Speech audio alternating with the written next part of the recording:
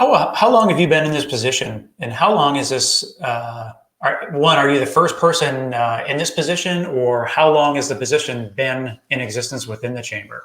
Yeah, no, I am the first at the Hampton Roads Chamber as a diverse equity inclusion officer. Now our CEO, Brian Stevens, has always, since the beginning, I've been in the chamber now nearly 5 years, has said, look, I need you to think, outside in sometimes as well. What are we not doing that we need to do? Look at things from an inclusive perspective. So I've been doing this since I've been at the chamber. The difference here is, and I think the difference that I think the nation saw was the impact that the public treatment of George Floyd was for the nation. At that time, which was great, by the way, which many organizations looked to make some action or some changes.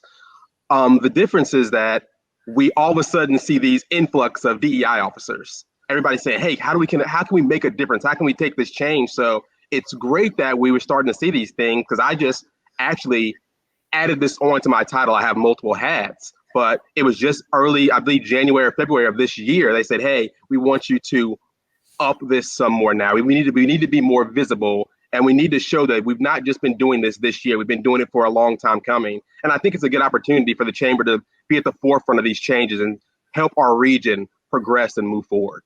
So with that, you've been in the position you said for 5 years. Correct. How would you chart the progress that has been made in this area? I mean, so has it increased, and then George Floyd happened, then what happened from there, and then how have we then changed since then? Yeah, if I'm speaking regionally, I think before the show we actually started a little bit, we were talking about the Kardashev scale, and for I guess those that are tuning in, the Kardashev scale kind of rates, where we are as a civilization as far as how we can control the resources of the earth, of our planet. And what I said was, let's go ahead and here now, the Fervent Four, and create the 757 scale and see where we are as far as addressing diversity, equity, and inclusion as a region.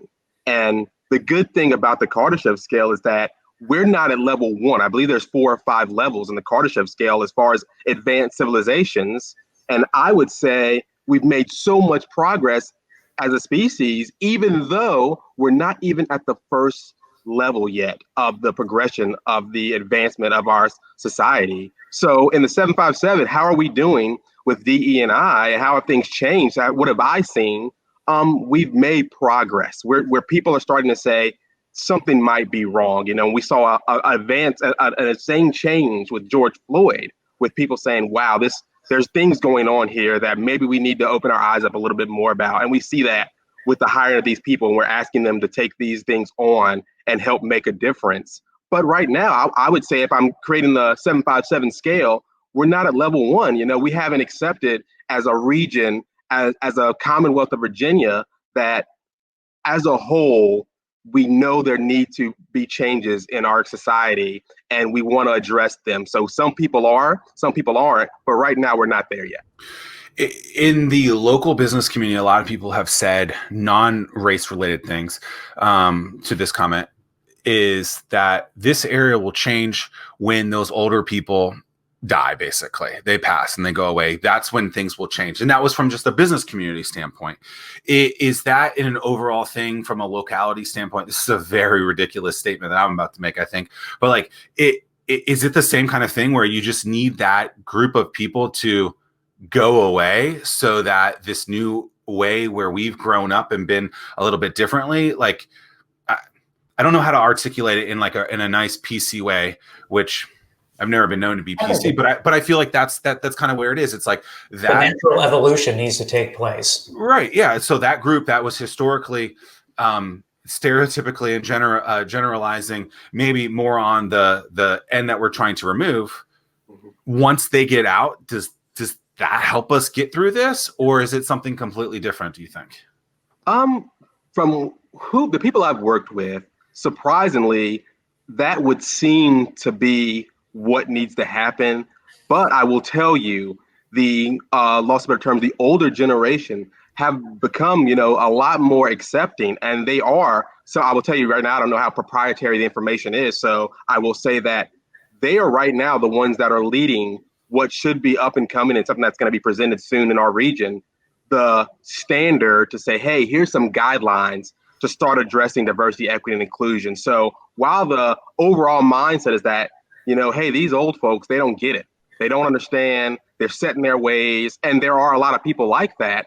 But I'll throw one at you guys, and maybe you'll understand. And I know working with Jim Carroll with the SBDC, you'll know COVID forced us to make a difference in how we operate.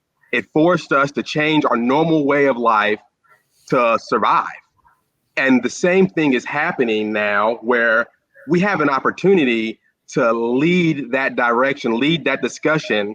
And as things are changing, because we can talk, CEOs like to talk numbers. They like to see how things are going to progress for their business.